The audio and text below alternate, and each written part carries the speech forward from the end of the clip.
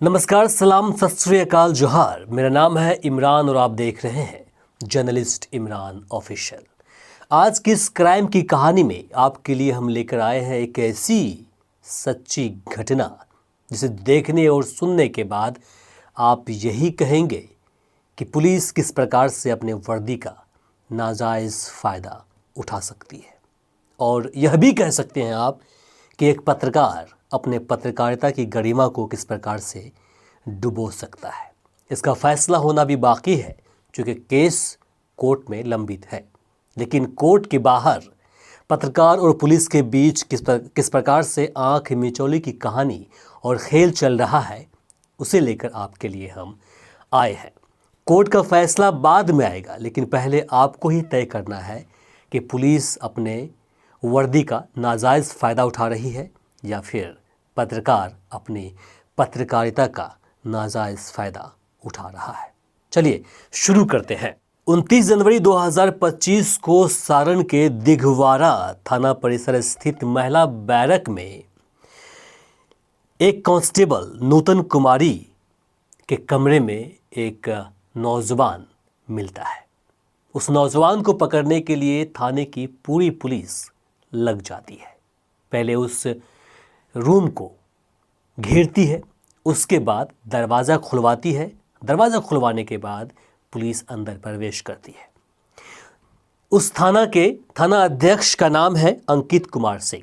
अंकित कुमार सिंह की अगुवाई में पूरी पुलिस फोर्स उस रूम के चारों ओर खड़ी होती है, मौजूद रहती है। साथ ही कुछ कांस्टेबल के साथ वे अंदर रूम में प्रवेश करते हैं। वे देखते हैं कि अंदर में अश्वनी प्रताप सिंह नाम के एक पत्रकार उस रूम के अंदर एक बेड पर सोए हुए हैं। उसके साथ में एक छोटा सा बच्चा भी सोया हुआ है। जैसे ही पुलिस की नज़र उस पर पड़ती है, उसे जगाने के लिए वे आगे आती है और फिर इसी दौरान जगाने के क्रम में ही पुलिस ने उस नौजवान की स्थिति और परिस्थिति का वीडियो अपने फ़ोन में कैद कर लेती है। पुलिस देखती है कि नौजवान के शरीर पर कपड़े नहीं हैं। आमतौर पर जैसा लोग अपने घर में सोते हैं रिलैक्स होकर, उसी अंदाज में अंडरगारमेंट्स में वे नौजवान उस पर बिस्तर पर सोए हुए थे, लेकिन उसके साथ में एक बच्चा सोया हुआ था। पुलिस पहले प्यार से उसे उठाती है, उसके बाद बातें करती है कि यहाँ पर तुम क्या कर रहे हो, और फिर यह भी कहती है कि गोली चलवा दें। उसके बाद उस नौजवान को उठाती है। उठाने के बाद वहाँ से थाने ले आती है, हाजत में बंद करती है और फिर वहाँ पर एक केस दर्ज किया जाता है। एफआईआर दर्ज होती है। उस एफआईआर में क्या कुछ कहा गया है, ये पुलिस की बयान है। जो एफआईआर में दर्ज किया गया, बातें लिखी गई है, वो आपको पहले सुनाते हैं। उसके बाद उस नौजवान का जो बयान बाद में आया है उसको सुनाएंगे और फिर उसका रिएक्शन क्या होता है उसको भी हम सुनाएंगे। अब आप सोच रहे हैं कि 29 जनवरी 2025 की घटना को आज हम 1 मार्च को, इनफैक्ट 2 मार्च आज है, 2 मार्च को हम क्यों सुना रहे हैं। तो इसके पीछे की कहानी बहुत ही बड़ी और दिलचस्प, साथ ही संवेदनशील कहानी है। आपको इसे सुनना चाहिए। मेरे पास एफआईआर की कॉपी है। उस एफआईआर की कॉपी को आपको मैं तफसील से नहीं सुना सकता, लंबी हो जाएगी वीडियो, लेकिन आपको शॉर्ट में हम बताते हैं। शॉर्ट में बताते हैं कि अंकित कुमार सिंह जो वर्तमान समय में उस थाना के अध्यक्ष हैं, वे कहते हैं कि रात के लगभग 2:30 बजे हम लोग किसी वांछित अपराधी को पकड़ने के लिए गश्त में निकले थे। तभी थाने की सरकारी नंबर पर एक कॉल आती है। कॉल में यह बताया जा रहा है कि उस थाना परिसर में जो महिला बैरक है उसके अंदर एक महिला कांस्टेबल के रूम में एक व्यक्ति ज़बरदस्ती घुस गया है और फिर वो अश्लील हरकतें कर रहा है। और वो जो रूम है वो कांस्टेबल नूतन कुमारी की है। और फिर उसके बुनियाद पर पुलिस की लगभग दर्जन भर से अधिक जो बल है वो उस रूम को घेरती है। घेरने के बाद दरवाज़ा खुलवाती है। खुलवाने के बाद उसमें दिखाया गया है कि रिंकू कुमारी जो पहले कॉल किया था वो कहती है कि जैसे हमने उसको खोला, रूम को खुलवाया, खुलवाने के बाद फिर उसको जगवाया, लड़के ने हमारे साथ बदतमीज़ी की, छेड़छाड़ करना चाहा, हमें मारा पीटा गया। इस तरह की सारी डिटेल्स में दिया गया है। कुल मिलाकर यह है कि किस प्रकार से इस पर गंभीर धाराएं लग सकती है, उसने लगाने की भरपूर कोशिश की है। आपको बता देते हैं संक्षेपण में कि इसमें जो दफ़ाएं लगाई गई है उसे आप सुन लीजिए। सेक्शन 296, 61, 2, 109, 132, 76, 224, 303/2, 352, 351, 2, 351, 3, ये सारे संगीन धाराएं उस पर लगा दी गई है। अब संगीन धारा लगा दी गई, इसके बाद उस नौजवान को वहाँ से पुलिस अपने गिरफ्त में लेती है और फिर कुछ देर के बाद पूछताछ करने के बाद उसे जेल भेज देती है। उस घटना के आरोप में नौजवान 3 हफ्ते से अधिक समय तक जेल में बंद रहते हैं और उसके बाद वे जेल से बेल पर बाहर आते हैं। बाहर आने के बाद वे मीडिया का सामना करते हैं, मीडिया को बुलाते हैं और फिर मीडिया के सामने अपनी बातें रखते हैं। वे कहते हैं कि उस रात जिस महिला कांस्टेबल के साथ मैं था, वो महिला कांस्टेबल मेरे साथ अभी मौजूद है, नूतन कुमारी मौजूद है। उस घटना के बाद नूतन कुमारी को भी सस्पेंड कर दिया गया और फिर वे कहते हैं कि ये सामने है महिला और फिर इससे पूछिए कि उस रात में क्या कुछ हुआ था। कांस्टेबल नूतन कुमारी कहती है कि उस रात ये हमारे रूम पर आए थे, वो इसलिए क्योंकि मेरा बच्चा, उनका एक बेटा है, वो बीमार था। मैंने बोला कि आप दवाई लेकर के आना और फिर देर हो गई थी। इसके बाद मैंने बोला आप यहीं पर सो जाओ। बच्चे के साथ ये सो गए थे और फिर मैं दूसरे कमरे में सो गई थी। ये स्टेटमेंट नूतन कुमारी की है। और जब उनसे पूछा गया कि इनका संबंध आपसे कैसा है, तो उनका कहना है कि देखिए, मेरा संबंध इनका दोस्ताना है।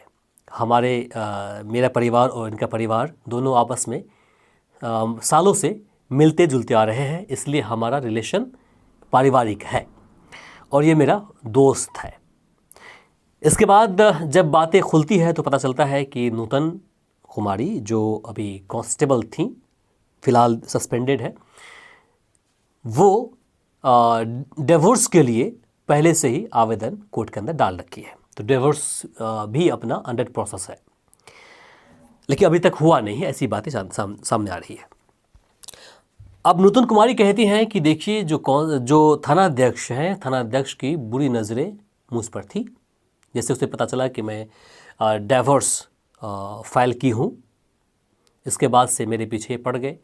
हमें बलगना लाना चाहा, साथ ही हमें दबाव बनाकर हमारे साथ बेड शेयर करना चाहा। मैं उनकी बातों में नहीं आई और फिर इसी वजह से वो मेरे पीछे पड़ गए और मुझे बर्बाद करने के लिए वे लग गए। इस बीच अश्वनी कुमार, जो एक निजी चैनल चलाते हैं, यूट्यूब पर उनका चैनल है, उनसे हमारा रिश्ता था, पारिवारिक रिश्ता है। वे आते हैं, बातें करते हैं, हमारी छोटी मोटी काम में मदद भी करते हैं। उसे देखकर उसे रहा नहीं गया और फिर उसे इनकाउंटर करने के लिए वे प्लान कर रहे थे। इसी बीच मैंने उस रात को बोला कि देखो, मेरी बेटी की तबीयत ख़राब है, एक काम कीजिए, आप दवाई ले आइए और फिर रात यहीं रुकिए ताकि आपको कोई दिक्कत ना हो। और फिर इसी बीच बात थानाध्यक्ष तक पहुंचती है और फिर थानाध्यक्ष ने ये सारा कुछ प्लॉट तैयार किया और फिर रेड मारने के नाम पर इस तरह से किया। जबकि मैं उस वक्त मैंने बोली थी उसको कि ऐसी कोई बात नहीं है, हमारे साथ कोई छेड़छाड़ करने के लिए नहीं आया, हमारे साथ कोई ज़बरदस्ती करने के लिए ये नहीं आए थे। मैंने ऐसे मर्जी से अपने पास रूम पर बुलाई थी, बोला था कि आप रुक जाओ यहीं पर, चूँकि रात काफ़ी देर हो चुकी है और फिर आप मेरे बेटे के साथ सो जाओ, बाकी मैं दूसरे रूम में सो जाती हूँ। ऐसा स्टेटमेंट उनकी है। ये तो बात आपने सुना। अब इसके बाद क्या होता, जैसे भी सुन लीजिए। 3 हफ्ते के बाद जैसे ही वे लौट कर जेल से बाहर आते हैं, अश्वनी कुमार, वे अपने दोस्त के कमरे पर जाते हैं। राहुल कुमार नाम है। राहुल कुमार के यहाँ जाते हैं मिलने के लिए, और राहुल कुमार ने अपने दोस्त की खुशी में, ये जो दोस्त है इसकी खुशी, इनके आने की खुशी में एक छोटा सा पार्टी रखते हैं। पार्टी नहीं है, बस दावत पे उनको बुलाते हैं, खाने की दावत पे बुलाते हैं। और उस मोमेंट को जब ये दोनों खा रहे होते हैं तो उस मोमेंट को अपने फ़ोन में कैद कर और उसे सोशल मीडिया जैसे फेसबुक पर पोस्ट कर देते हैं। और क्या लिखते जा सुनिएगा। लिखते हैं कि दिघवारा के माटी के लाल हमारे हीरो दिल, पत्रकार अश्वनी प्रताप सिंह मीडिया बिहार के संस्थापक साजिश की जंजीरों को तोड़कर वापस दहाड़ने आ गए। फंसाना आसान है मगर फंसा कर रखना मुश्किल है, लेकिन ये फंसाना भारी पड़ेगा घूसखोरों। बहुत बड़ा सवाल खड़ा किया इसने। सीधे कहते हैं कि इसे फंसाया गया है, और फिर इसके बाद जैसे ये पोस्ट होता है उसके कुछ ही मिनट के बाद राहुल कुमार को कॉल आता है अंकित कुमार सिंह का, जो थानाध्यक्ष है उनका, और ये धमकी भरे अंदाज में कहते हैं कि तुम्हारे पास कोई सबूत है जो तुमने लिखा है कि इसे फंसाया गया है और घूसखोरों तुम बोल रहे हो, कोई सबूत है तुम्हारे पास और तुम्हें भारी पड़ेगा। इस बात को लेकर उनका ऑडियो भी अभी वायरल चल रहा है, और वे कह रहे हैं कि सर अगर आपको कोई तकलीफ़ हुई हो तो हम उस पोस्ट को डिलीट कर देते हैं। हालांकि वार्निंग देते हैं कि आइंदा अगर तुमने फिर से किया तो हम साइबर सेल में डालकर तुम्हें लंबे समय के लिए जेल में डाल देंगे। ये गलती मानते हैं और फिर बोलते हैं कि सर उसको हम डिलीट कर देंगे। हालांकि जो थानाध्यक्ष है ये कहते हैं कि हमने उस पोस्ट का स्क्रीनशॉट ले लिया है।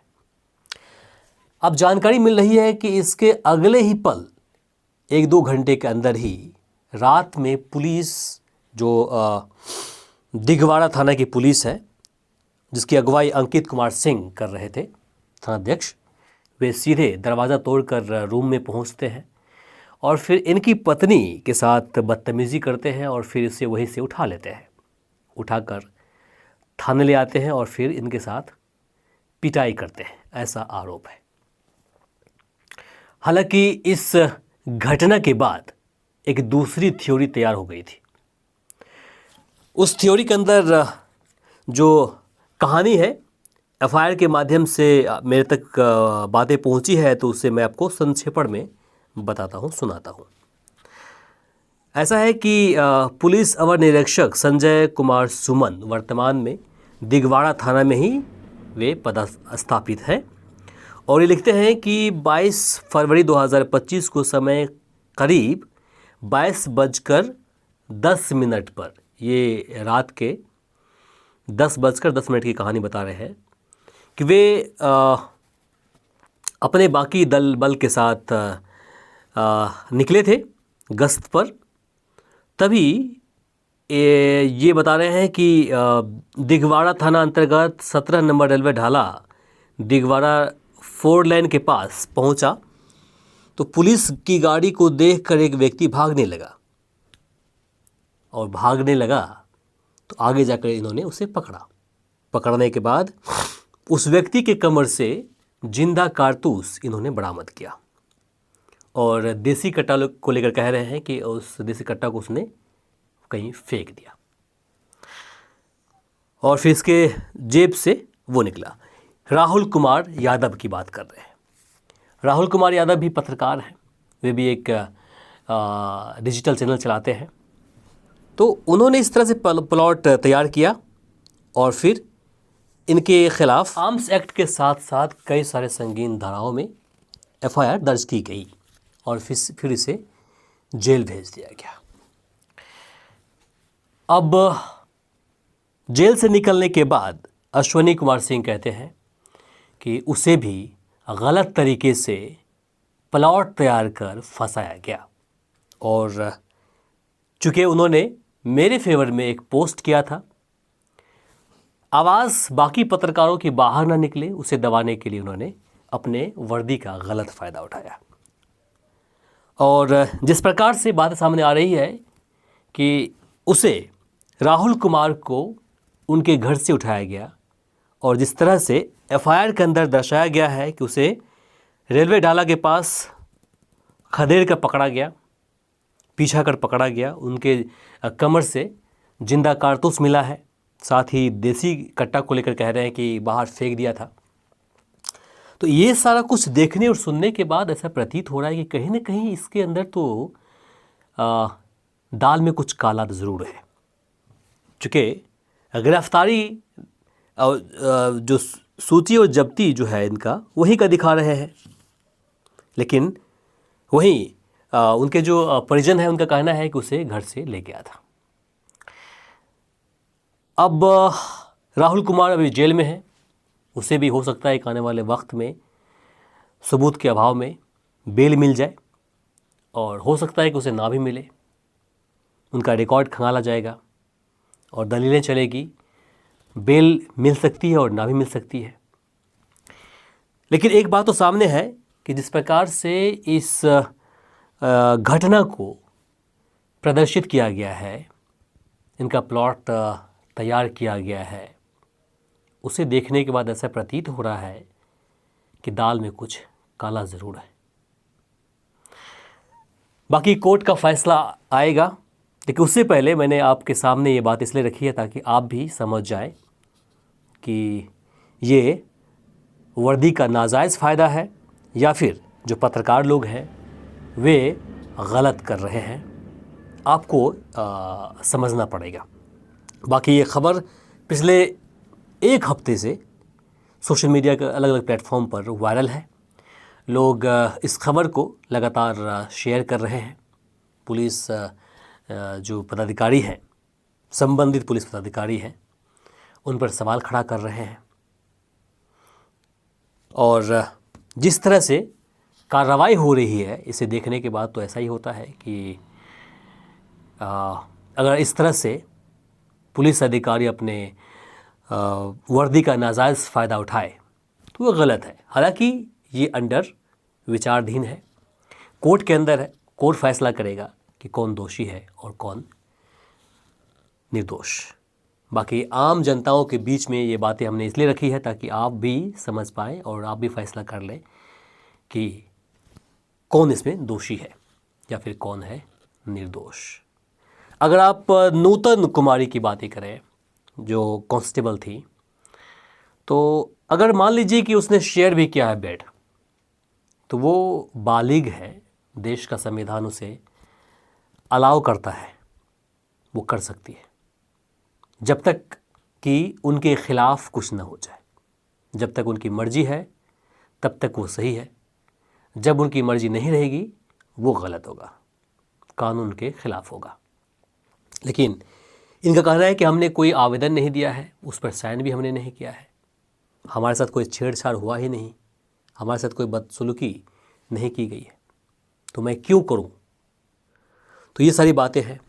बाकी इस घटना को लेकर थानाध्यक्ष अंकित कुमार सिंह काफ़ी इंटरेस्टेड है। नूतन कुमारी कहना है कि दिसंबर 2024 को ही उनकी यहाँ पर पोस्टिंग हुई है और जब से लेकर आज तक वो मेरे पीछे पड़े हुए हैं। मैंने उनको भाव नहीं दिया तो मुझे बर्बाद करने के लिए, मुझसे बदला लेने के लिए इस तरह की साजिश रच रहे हैं। ये स्टेटमेंट नूतन कुमारी की है। बाकी देखिए क्या होता है। बाकी आप देख रहे थे जर्नलिस्ट इमरान ऑफिशियल। देश और दुनिया की बाकी खबरों के लिए हमारे चैनल वी आवर्स न्यूज़ को अभी सब्सक्राइब करें, इस वीडियो को शेयर करें, चैनल पर नए हैं तो सब्सक्राइब करें, पेज पर देख रहे हैं तो उसे फॉलो करना बिल्कुल न भूलें। नमस्कार, शब बखैर।